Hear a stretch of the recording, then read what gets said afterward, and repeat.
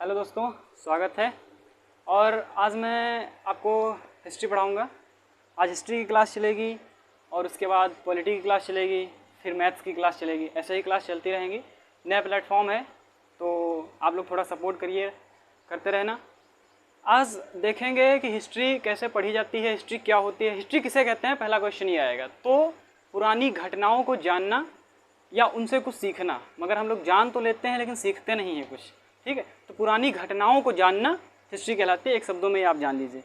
तो कहते हैं ये कि हिस्ट्री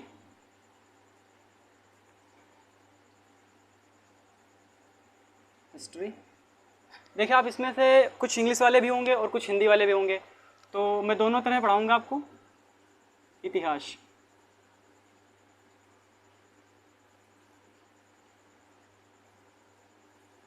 इतिहास क्या होता है? अभी मैंने बताया कि पुरानी घटनाओं को जानना या उनसे कुछ सीखना। ठीक है, तो जान लेंगे लेकिन हम सीखेंगे नहीं कुछ, यही होता है, मैंने देखा अक्सर। तो पुरानी घटनाओं को जानना इतिहास कहलाता है। एक शब्दों में ये हो गया। ठीक है, तो इसमें देख लेते हैं कि अगर क्वेश्चन इसमें बनते हैं। देखिए, आप वनडे एग्ज़ाम दे रहे हैं या कोई बड़ी तैयारी कर रहे हैं, ठीक है, तो आपको हिस्ट्री पूरी पढ़नी चाहिए मेरे हिसाब से, क्योंकि आप वनडे एग्ज़ाम भी दे रहे हैं तभी पूछेगा पूरे से। और अगर आप कहीं बड़ी, अगर कोई पीसीएस लेवल की तैयारी कर रहा है, कोई आईएएस लेवल की तैयारी कर रहा है, ठीक है, तो आपको पढ़ना पूरा चाहिए। मैंने देखा बच्चों से कहें कि सर एसएससी लेवल की तैयारी करा दीजिए, बाकी कुछ नहीं करना मुझे। तो आपको एसएससी लेवल की तैयारी नहीं करना, आपको पूरी हिस्ट्री पढ़नी है, जिससे आपको एसएससी भी क्रैक हो सकता है। और आपका जो अलग का है वो आप अलग देख सकते हैं, आराम से पीसेस देख सकते हैं, लोअर पीसेस देख सकते हैं। ये सब देखो, हिस्ट्री ये होता है कि पूरा जानना ही एकदम अच्छे से। ठीक है, तो एक वैज्ञानिक हैं जॉन ब्रूस।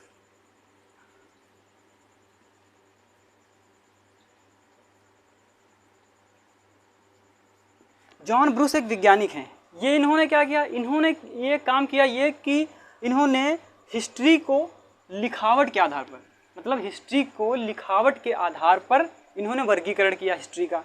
ठीक है, क्वेश्चन आएगा, इंपॉर्टेंट रहेगा कि लिखावट के आधार पर हिस्ट्री को किसने वर्गीकरण किया, किसने वर्गीकरण किया और कितने भागों में वर्गीकरण किया। तो इन्होंने हिस्ट्री को 3 भागों में वर्गीकरण किया। ठीक, तो आपके ये 3 भाग मैं भी लिख रहा हूँ, पहला, दूसरा एंड तीसरा। तो इसका एक क्वेश्चन ये बनेगा आपसे, पहला क्वेश्चन तो यही बनेगा कि हिस्ट्री के जनक कौन हैं, फादर ऑफ हिस्ट्री। तो हिस्ट्री के जनक हैं, एक सेकंड इधर लिख देता हूँ। क्वेश्चन बनेगा हिस्ट्री के जनक कौन है, तो हिस्ट्री के जनक होंगे आपके हेरोडोटस। हेरोडोटस, ये पहला क्वेश्चन। तो हिस्ट्री के जनक कौन होंगे, हेरोडोटस। और उसके बाद दूसरा क्वेश्चन की लिखावट के आधार पर हिस्ट्री का किसने वर्गीकरण किया, तो जॉन ब्रूस ने किया। ठीक है, देखो इसमें भी पुरातात्विक स्रोत मिले हैं,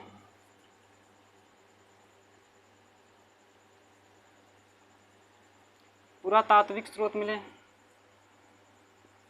इसमें भी पुरातात्विक स्रोत मिले हैं एंड इसमें भी मिले हैं। लेकिन इन्होंने क्या किया है, लिखावट के आधार पर वर्गीकरण किया है। क्या किया है, लिखावट के आधार पर वर्गीकरण किया है, किसका, इतिहास का। तो वर्गीकरण किया है 3 भागों में। वो 3 भाग कौन कौन से हैं, तो पहला है, इसको मैं साफ कर दूं, इसमें आप याद रखना कि पुरातात्विक स्रोत मिले हैं, इसमें भी मिले हैं, इसमें भी मिले हैं। अब पुरातात्विक स्रोत क्या होते हैं, जैसे सिंधु सभ्यता में ईंट मिला, कुल्हाड़ी मिली पुरा पाषाण काल में, पत्थर, औजार, ये सब पुरातात्विक स्रोत में आते हैं। ठीक है, तो इन्होंने लिखावट के आधार पर किया। तो लिखावट के आधार पर वर्गीकरण किया 3 भागों में। ये 3 भाग कौन से हैं, प्राग एति, पुरातात्विक को आर्कियोलॉजिक बोलते हैं इंग्लिश में। ठीक है, हाशिक काल, पहला आपका ये हुआ। और दूसरा हुआ आपका आद्य ऐतिहासिक।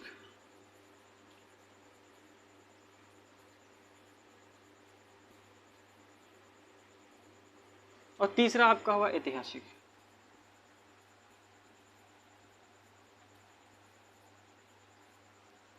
इसको इंग्लिश में बोलेंगे प्री हिस्ट्री,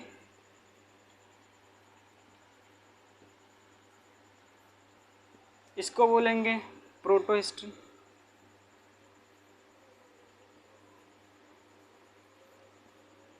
एंड इसको बोलेंगे हिस्टोरिक पीरियड।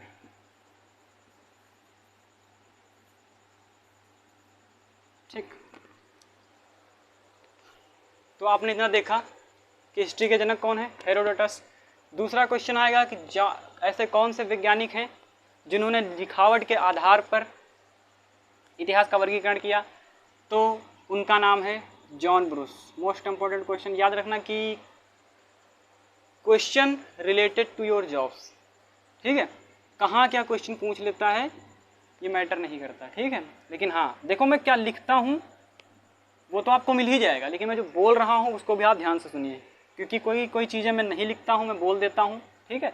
तो वो चीज़ें आप अगर याद रखेंगे तो आपके लिए बहुत ज़्यादा होगा। और आपको अगर इसके नोट्स वगैरह चाहिए तो मैं आपको टेलीग्राम पे आपको इसे मैं भेज दूँगा, ठीक है।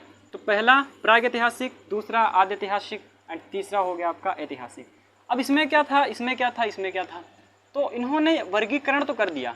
इन्होंने कहा कि इसमें भी जो है पुरातात्विक स्रोत मिले हैं, इसमें भी पुरातात्विक स्रोत मिले हैं एंड इसमें भी पुरातात्विक स्रोत मिले। स्रोत क्या होते हैं, ईंटा पत्थर, जो सिंधु सभ्यता से ईंटा मिला, ठीक है, ये स्रोत यही है। औजार, कुल्हाड़ी, पत्थर के औजार, ये सब पुरातात्विक स्रोत में आते हैं, ठीक है। तो और एक चीज़ इसमें हुई कि इन्होंने लिखावट के आधार पर अगर इसे बांटा है तो क्या इसमें कुछ लिखा हुआ मिला, नहीं, मतलब ना तो इसमें लिखा गया और ना ही इसमें पढ़ा गया, ठीक है। इसमें लिखा तो गया है लेकिन पढ़ा नहीं गया, और इसमें लिखा भी गया है एंड पढ़ा भी गया है। तो ये क्वेश्चन आप भी एक क्वेश्चन और बनेगा कि लिखावट के आधार पर ऐसी कौन सी जगह है जहाँ पर लिखा भी गया है एंड पढ़ा भी गया है, तो वह जगह है, आई मीन लिखा भी गया है और पढ़ा भी गया है। तो इसमें प्राचीन इतिहास आ जाएगा आपका, प्राचीन इतिहास, ठीक, इसमें प्राचीन इतिहास आ जाएगा आपका, ठीक है। मध्य भी आ जाएगा इसी में, जिसमें लिखा भी गया है, पढ़ा भी गया है, एंड आधुनिक भी आ जाएगा आपका, ओके।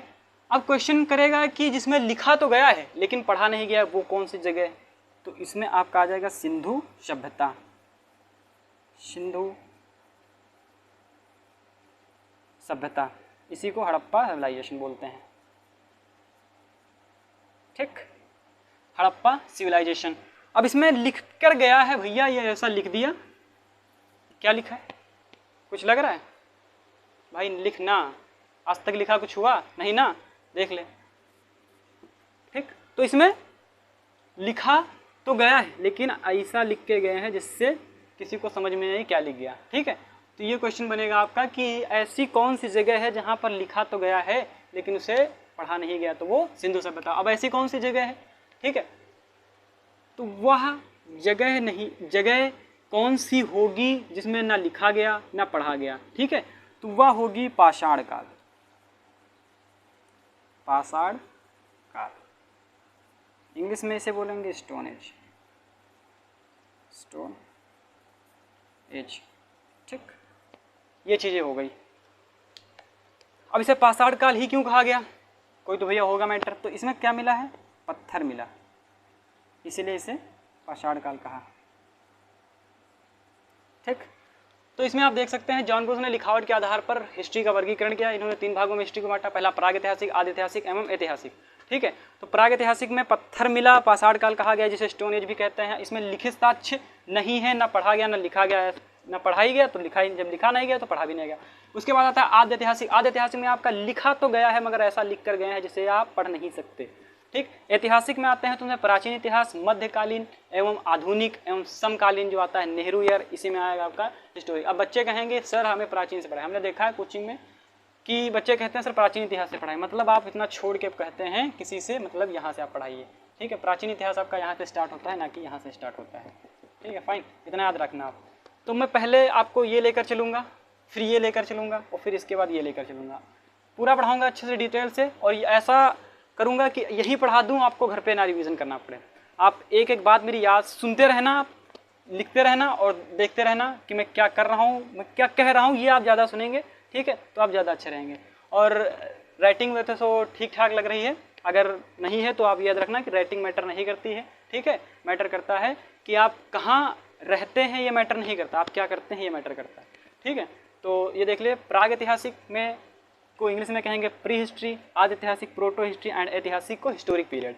और उसके बाद इसमें पाषाण काल आया, स्टोन एज, पत्थर मिला इसलिए इसे पाषाण काल कहा। वह कौन सी जगह जहाँ पे लिखित साक्ष्य प्राप्त है लेकिन उसे पढ़ा नहीं गया है, कौन सी जगह है? सिंधु सभ्यता। लिखा तो गया लेकिन पढ़ा नहीं गया। ऐसी कौन सी जगह जिसमें लिखा और पढ़ा दोनों गया, मतलब कि वो हिस्टोरिक पीरियड, प्राचीन इतिहास, मध्यकालीन, आधुनिक इतिहास, तीनों में बोल सकते हैं आप। और ऐतिहासिक पीरियड, वही ऐतिहासिक मतलब हिस्टोरिक पीरियड। अब इसे कहेंगे, अब एक क्वेश्चन आएगा जिसमें ना लिखा गया ना पढ़ा गया, प्राग ऐतिहासिक काल, प्राग ऐतिहासिक। ओके, तो इसको पहले हम ले लेते हैं, ये वाला पहले पूरा ये कंप्लीट करेंगे, उसके बाद ये कंप्लीट करेंगे और फिर ये कंप्लीट करेंगे।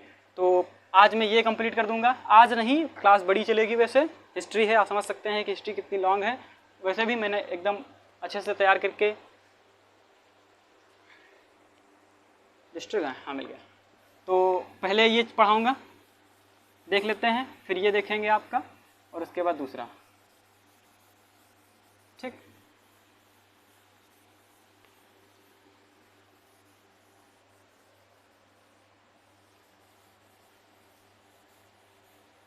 आपको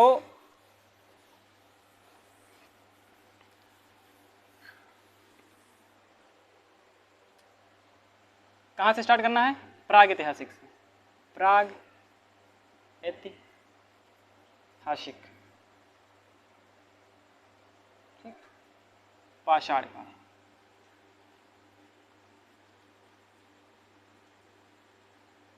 स्टोन एज। ओके, तो अब देखिए,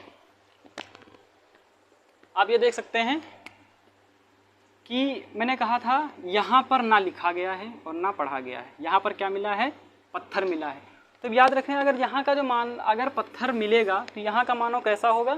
तो मानो असभ्य होगा। लेकिन एक क्वेश्चन सबसे पहले ये आएगा कि जो पाषाण काल है, ठीक है, तो ये टोटल सब एक ही है, तो इसे जो है ना आसान करने के लिए समझ लीजिए, ठीक है, या ये समझ लीजिए कि कोई अगर चीज़ हो रही तो उसका परिवर्तन होगा, फिर थोड़ा और अच्छा होगा, फिर थोड़ा और अच्छा होगा, ठीक है। तो ये याद रखिए कि इसको पढ़ने के आसानी बनाने के लिए या समझने के लिए या इसे वर्गीकरण किया ही गया है। मतलब इसे जो है 3 भागों में बांट दिया गया है। पहला पूरा पाषाण काल,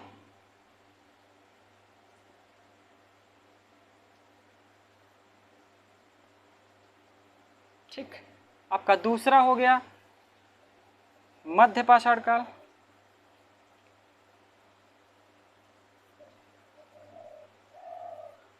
और तीसरा आपका हो गया नव पाषाण काल, ठीक है। तो क्वेश्चन बनेगा प्राग ऐतिहासिक या पाषाण काल को कितने भागों में बांटा गया? 3 भागों में बांटा गया। कौन कौन से? पूरा पाषाण काल, नव पाषाण काल एवं मध्य पाषाण काल एवं नव पाषाण काल। पूरा पाषाण काल का अगर पूछेगा एज ड्यूरेशन क्या है, मतलब वह कितने से कितने तक चला, तो वह आपका चला है 25 लाख से 12 के, ठीक है। 12 के का मतलब होता है 1000, क्योंकि इस समय तो आप लोग जान गए होंगे, ठीक है। पहले मुझे नहीं पता था के का मतलब क्या होता है, ठीक। अब उसके बाद आप ये जो होगा मध्य पाषाण काल, मध्य पाषाण काल आपका स्टार्ट होगा 12 के से 5 के, ठीक है। और उसके बाद आपका आता है नव पाषाण काल, तो नव पाषाण काल आपका स्टार्ट होगा 5 के से 3 के, ठीक है। तो आप देख सकते हैं कि 25 लाख से 12 के आपका पूरा पाषाण स्टार्ट होगा, और मध्य पाषाण आपका 12 के से 5 के होगा, और नव पाषाण काल क्या होगा? 5 के से 3 के, मतलब कि 5 के से 3 के तक गया नव पाषाण काल आपका। तो ये देख लीजिए, प्राग ऐतिहासिक को मैंने क्या किया? 3 भागों में डिवाइड किया, पूरा पाषाण, मध्य पाषाण एवं नव पाषाण काल। पूरा पाषाण काल की एज 25 से 12 के, मध्य वाला हो गया 12 से 5 के, एंड नव होगा 5 से 3 के। तो ये मैं साफ करता हूँ, पहले पूरा पाषाण काल बताऊंगा, उसके बाद मध्य पाषाण, फिर नव पाषाण काल, ठीक है। मैंने स्टार्ट कहाँ से? आप प्राग ऐतिहासिक स्टार्ट किया है। जब ये स्टार्ट खत्म हो जाएगा पूरा, इसके अंदर का जितना भी है, फिर मैं स्टार्ट करूँगा आपका आदि ऐतिहासिक, फिर स्टार्ट करूँगा ऐतिहासिक, ठीक है। तो पहले मैं आपको पूरा पाषाण काल पूरा बता दूँ, क्या हुआ पूरा पाषाण काल में, कैसा कैसा था वहाँ का दौर उस समय। अच्छा ये याद आप रखना कि हिस्ट्री आपको तभी समझ में आएगी जब अपने आप को वहीं पर रख कर देखेंगे, ठीक है। मैं बोलूँ पूरा पाषाण काल, आप समझ जाए कि स्टोन एज मतलब हम लोग वहीं पर पहुँच गए, अपनी आत्मा वहीं पहुँचाइए आप। अगर वहाँ पहुँचा देंगे तो बिल्कुल आप समझ जाएंगे हिस्ट्री, आपको दोबारा पढ़ने की जरूरत नहीं है, रिवाइज भी करने की जरूरत है। और हाँ, अगर आप हॉस्टल में रहते हैं, आप अच्छा तैयारी करना चाहते हैं तो एक चीज़ याद रखना, आप यहाँ पढ़िए और यही जितना आप पढ़ा रहे हैं, मैं पढ़ा रहा हूँ उतना आप देखिए, और उसके बाद एक अच्छा सा बकलोल लड़का पकड़िए, आपको लड़कियों में तो मिल जाती होगी, ठीक है, बकलोल इतनी सारी। तो आप ये समझ सकते हैं कि पूरा पाषाण काल, ठीक है, कि आप उसको पढ़ाइए, जितना मैंने पढ़ाया आप रिवाइज ना करिए, उसको उतना ही पढ़ा दीजिए, आपको उतना रिवाइज हो जाएगा अच्छे से। तो आप याद रखना कि आप रिवाइज करने से अच्छा है किसी को पढ़ा दें। आप हॉस्टल में रहते हो, घर पे रहते हो, किसी को आप मन में चिल्लाए, देखो मेरा जब आप क्लास कर रहे हो तो आप जहाँ अकेले बैठे हो, मैं जितना बोलता हूँ उसका आप चिल्लाइए, वहाँ चिल्लाइए ना, मतलब अब मैं जितना जो जैसे बोलूँ वैसे आप पढ़ते रहिए, आपको तैयार हो जाएगा तुरंत, ठीक। तो पहले मैं पूरा पाषाण काल चालू करूँगा। अब पूरा पाषाण काल अगर स्टार्ट करूँगा तो सबसे पहली बात आएगी, यहाँ क्या मिला, पत्थर मिला, तो इसीलिए इसे पूरा पाषाण काल उसले हुआ बोला गया था, इसमें पत्थर मिला। अब यहाँ का जो मानव होगा वो कैसा होगा, तो पहले मानव की बात ना करते हैं, पहले बात करेंगे ये कि जो मानव होगा वो सबसे पहले कहाँ आएगा। तो सबसे पहले मानव आया था अफ्रीका में। तो सबसे पहले मानव कहाँ आएगा, मानव आएगा अफ्रीका में। क्वेश्चन ये बनेगा, ये इंपॉर्टेंट क्वेश्चन है आपका कि पूरा पाषाण काल में सबसे पहले मानव कहाँ आया, तो सबसे पहले मानव पूरा पाषाण जो काल में है वह अफ्रीका में आया। तो ये जो मानव आएगा वो देखिए, आप पहले आप देखे होंगे, हिस्ट्री पढ़े होंगे कि जो पहले का मानव था वो पहली बात तो उसको असभ्य था, ठीक है। दूसरी बात वो नंगा चलता था, मतलब कि कुछ भी नहीं, उससे खाने पीने से अलावा कुछ भी नहीं मतलब था, ठीक, खाना पीना, और उसके बाद पहली खाना, दूसरा शिकार करना, ठीक है, और तीसरे काम से उसको मतलब नहीं। जैसे आप समझ सकते हैं कि कोई लड़का जो शिशु होता है 6-7 महीने का होता है, ठीक है, तो उसको सिर्फ खाने से मतलब होता है, वो कहाँ लैट्रिन कर रहा है, कहाँ बाथरूम कर रहा है, इससे मैटर नहीं करता है, ठीक। मतलब अगर उसका खाना तैयार होगा, यस वो बढ़िया, पहले रो रहा होगा, जब खाना तैयार होगा तो वो कहेगा यस मेरा खाना आ रहा है। तो इसमें देखिए, तो सबसे पहले मानव कहाँ आया, अफ्रीका में आया। तो उसके बाद जब अफ्रीका में मानव आएगा तो यह मानव कैसा होगा, तो यह मानव होगा असभ्य आपका, मतलब इसको समझदारी कुछ भी नहीं होगा, ये असभ्य होगा मानव। तो सबसे पहले मानव कहाँ आया, अफ्रीका में आया। पूरा पाषाण काल का मानव कैसा था, तो सबसे पहले एक क्वेश्चन और आएगा, अब पूछा जाए पूरा पाषाण का मानव कैसा था, तो यह मानव था खानाबदोश।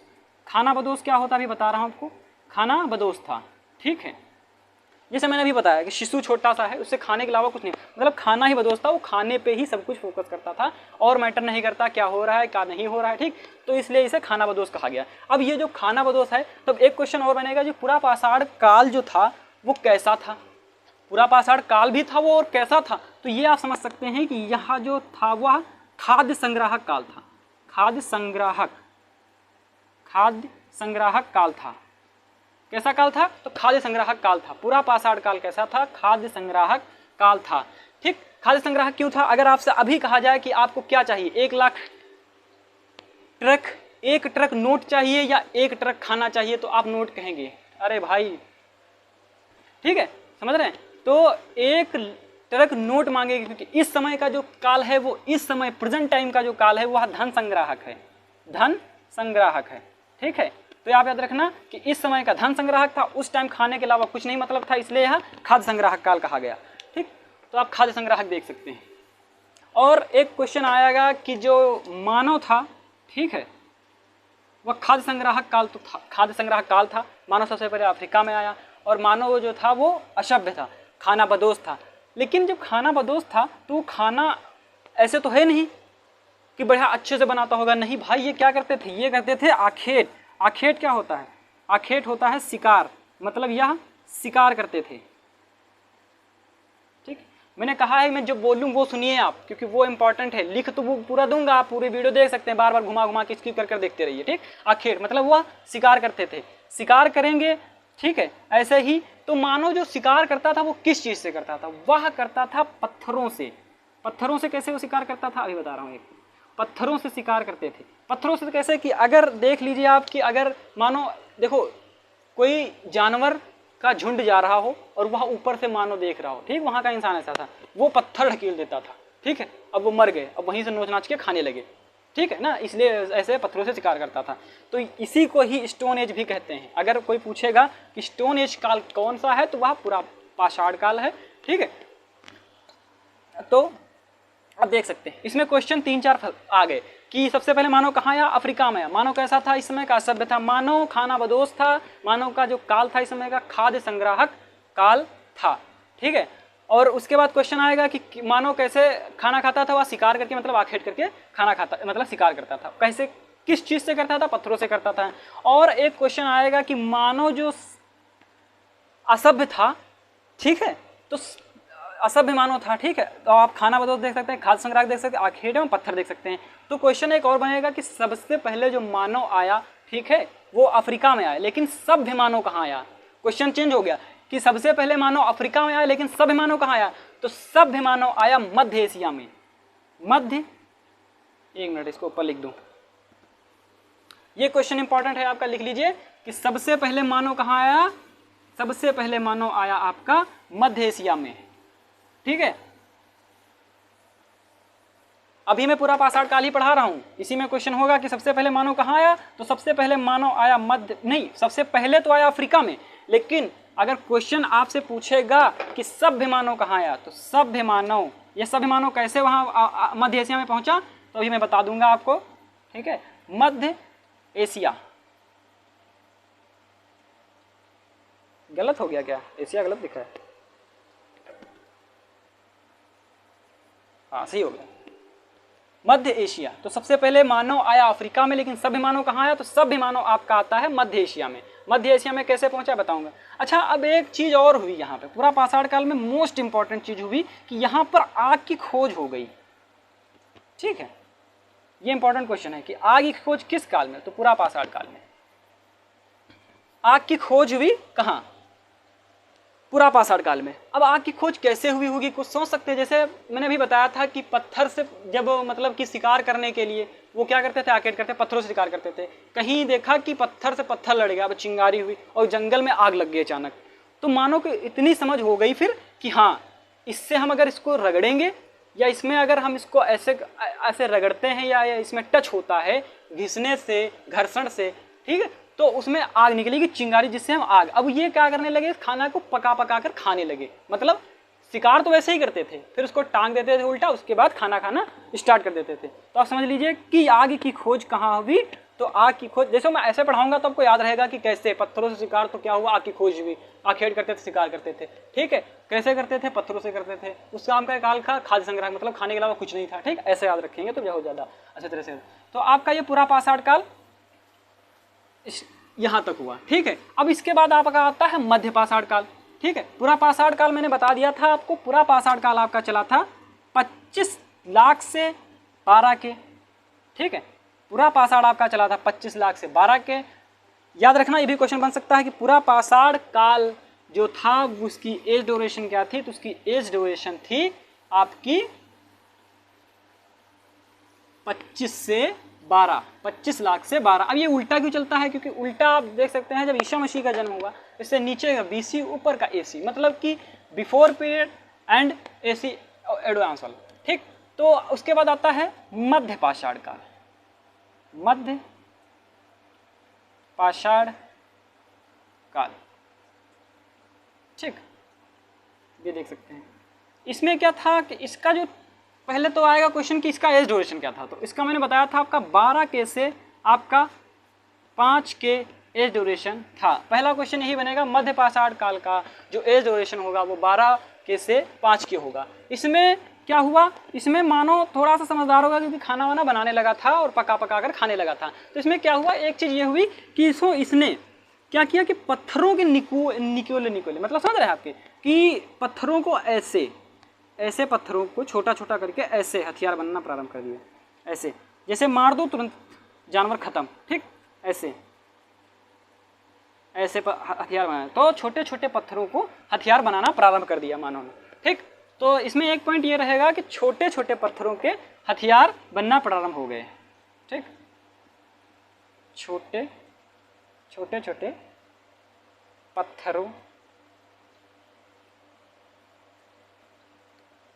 पत्थरों के हथियार बनने लगे। ठीक है, और इसमें एक काम हुआ, इसी पूछा जाएगा माइक्रोलीथ किसे कहते हैं? तो माइक्रोलीथ ही कहते हैं इसी को। ठीक, माइक्रो, इसका जो अर्थ है, ठीक है, इसका मतलब ही होता है माइक्रो।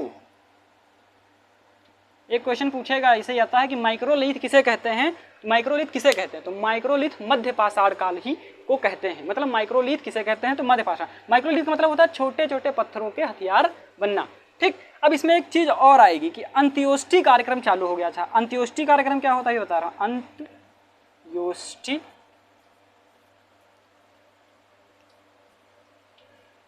कार्यक्रम चालू हो गया था, मतलब जलाने व दफनाने का कार्य इसमें चालू हो गया था, अंत्योष्टि कार्यक्रम, ठीक है।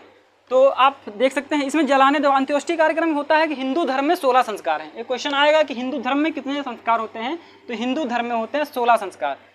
ये आपको जैन धर्म और बौद्ध धर्म में मैं आपको आगे बताऊंगा। तो पहला आप जान लीजिए, पहला होता है गर्भधारण संस्कार, एवं लास्ट में होता है जो आपका 16वां संस्कार होता है, उसे अंतिम संस्कार कहते हैं, जो कि यहाँ पर दिखाया गया है कि अंत्योष्टि कार्यक्रम मतलब जलाने व दफनाने का कार्य मध्य पाषाण काल में होने लगा था, ठीक है। तो इसमें क्वेश्चन आएगा कि मध्य पाषाण काल में, देखो मैं अभी थोड़ा ही बता रहा हूँ, ठीक है, क्योंकि मैं थोड़ा थोड़ा बताऊंगा, और पहले पूरा पाषाण बताया मैंने, मध्य बताया, अब मैं 9 बताऊंगा, ठीक है, 9 पाषाण काल मैं थोड़ा थोड़ा बताऊंगा कि जिससे आपको कोई दिक्कत ना रहे और याद करने में आपको कोई परेशानी रहे। जितना बताऊंगा एकदम से अच्छे से तैयार हो जाएगा तो आपको समस्या नहीं होगी, ठीक है। तो देखिए आप ये याद रखना कि अंत्योष्टि कार्यक्रम क्या किस में आता है, तो मध्य पाषाण काल में आता है, ठीक। और इसमें एक चीज और आएगी कि देखो छोटे छोटे पत्थरों के हथियार बनना प्रारंभ हो गए थे, ठीक है। और इसी में देखो कृषि और पशुपालन भी साक्ष्य मिलने लगे थे, लेकिन वो मैं आगे समझाऊंगा, अभी समझाऊंगा तो नहीं, फिर इतना ही याद रखना, 3 पॉइंट याद रखना। और उसके बाद आपका आएगा 9 पाषाण काल। 9 पाषाण काल क्या होता है, इसमें क्या हुआ, किसमें क्या नहीं हुआ, ठीक। देखो मैं जो बोल रहा हूँ वो आप सुनिए, वो ज़्यादा इंपॉर्टेंट है, लिखा हुआ तो आपको मिल ही जाएगा। इसमें आएगा 9 पाषाण काल, ठीक। ये सब उसी के हैं, पाषाण काल के ही हैं। पाषाण काल को 3 भागों में बांटा गया, पूरा पाषाण, 9 मध्य पाषाण, 9 पाषाण काल। पहला अगर मैं पूछूं लिखित साक्ष्य किसमें प्राप्त हुए हैं, जिसे लिखा तो गया लेकिन पढ़ा नहीं गया, वह आद्य ऐतिहासिक है। समझ रहे हैं, आद्य ऐतिहासिक। आद्य ऐतिहासिक में कोई उदाहरण, तो सिंधु सभ्यता, उसमें लिखा गया लेकिन पढ़ा नहीं गया, ठीक है, याद रखना। मैं पूरा क्या पढ़ा रहा हूँ, प्राग ऐतिहासिक के अंदर का, आद्य ऐतिहासिक मैंने अभी स्टार्ट नहीं किया, ठीक। तो 9 पाषाण काल, पाषाण काल। अब इसमें क्या हुआ 9 पाषाण काल में, पहला तो इसमें जान लीजिए ये आपका 5K से 3K इसका एज ड्यूरेशन चला, ठीक। 5K से 3K इसका एज ड्यूरेशन। इसमें कुछ, इसमें क्या हुआ, इसमें मानव थोड़ा समझदार जब हो गया, ठीक है, खाना वाना पकाने लगा, तो इसमें मानव ने एक चीज की, मानव ने यहाँ पर क्या किया, कृषि सबसे पहले, ठीक है, और पशुपालन भी इन्होंने, मानव ने कृषि प्रारंभ की सबसे पहले 9 पाषाण काल में, एंड पशुपालन भी किया, ठीक, और आवास भी किया, मतलब आवास भी बनाने लगे, ठीक। अब क्वेश्चन क्या आएगा कि सबसे पहले जो कृषि थी, अब ये मैंने बोला था ना सबसे पहले मध्य एशिया में मानव सभ्य बना था और सबसे पहले अफ्रीका में आया, ठीक है। देखो जब भीषण आग लगी, मैंने बोला था अभी कि हाँ जब भीषण आग लगी तो सब ये सब भाग आए इधर मध्य एशिया की तरफ आ गए।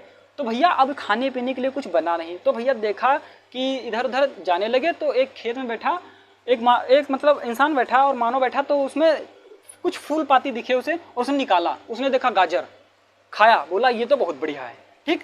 तो मानव समझ गया कि मेरा जैसा छोटा बच्चा बड़ा हो गया है, ये भी बड़ा हो जाएगा, अगर मैं इसे देखूंगा तो अच्छा हो। तो सबसे पहले मानव जो उसने खेती की वो गेहूं की प्रारंभ की, गेहूं की खेती मानव ने सबसे पहले चालू की, और जौ, ठीक। अब ये जो गेहूं की खेती है, ठीक है, वह कौन से ये, तो 7000 ईसा पूर्व, ईसा पूर्व मतलब BC, ठीक है, 7000 BC में इन्होंने खेती चालू की करना। मतलब सबसे पहले खेती कहाँ हुई, तो गेहूं की खेती हुई 7000 ईसा पूर्व में। कहाँ हुई क्वेश्चन आएगा, तो 7000 ईसा पूर्व में गेहूं की खेती हुई, वह आपकी होती है मेहरगढ़ में।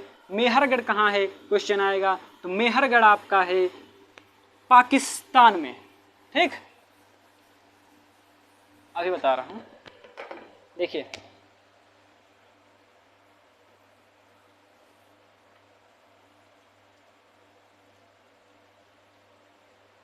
ठीक, ये आपका पाकिस्तान है।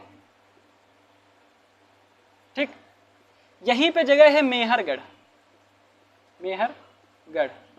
ठीक, यहाँ पे जगह है मेहरगढ़। मेहरगढ़ ही में क्या हुआ, सबसे पहले गेहूं की खेती हुई। अब पूछेगा कि इस समय मेहरगढ़ कहाँ है, तो सुलेमान एवं किरथर पहाड़ियों के बीच इस समय मेहरगढ़ है। ठीक, कौन सी पहाड़ियों के बीच है, तो कृषि सबसे पहले कहाँ हुई, कृषि सबसे पहले हुई मेहरगढ़ में।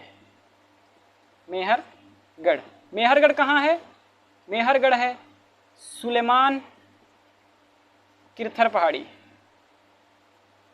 सुलेमान एवं किरथर पहाड़ियों के बीच हुई। और ये सब कहाँ है इस समय, तो ये सब है पाक में।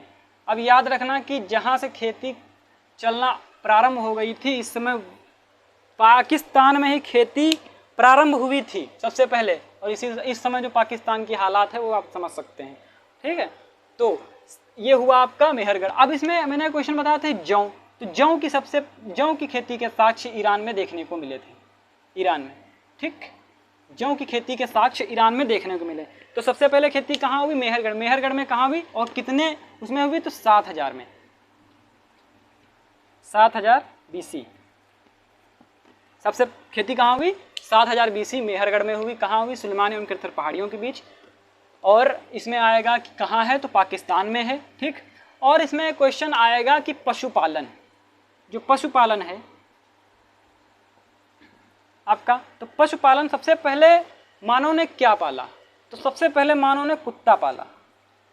कुत्ता ही क्यों पाला, वो सबसे वफादार होता है और चापलूस भी होता है। ठीक है, अब अगर आपके यहाँ होगा तो आप देख सकते हैं, अगर 1-1.5 महीने बाद आप पाते हैं तो वो ऐसे आपके ऊपर आता है कि हाँ सब हमारा ही है, बस और कोई नहीं, भैया हम आपका इंतजार इतना ऐसे कर रहे थे कुछ कहने को नहीं, बस। ठीक है, तो सबसे पहले कुत्ता पाला गया। अब आती है आवास की बारी। तो आवास जो है वो आपको आवास, तो सबसे पहले आवास जो है वह बुर्ज होम के गर्त आवास। ठीक है, बुर्ज होम के गर्त आवास। बुर्ज होम कहाँ है, पता है किसी को? बुर्ज होम आपका है, गर्त आवास जो बुर्ज होम बना है वह आपका बना है कश्मीर में।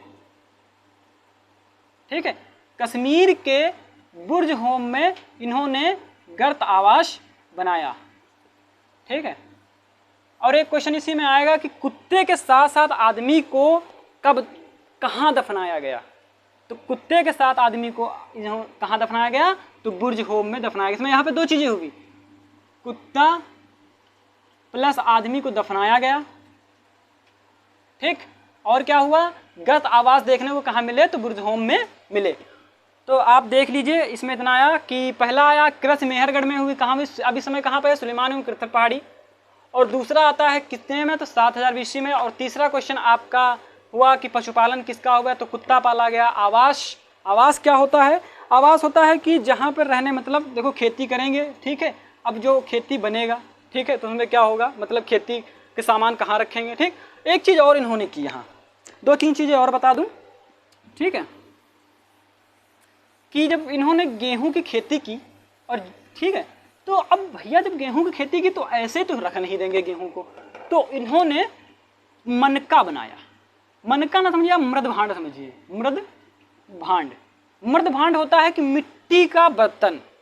ठीक है, मनका तैयार किया।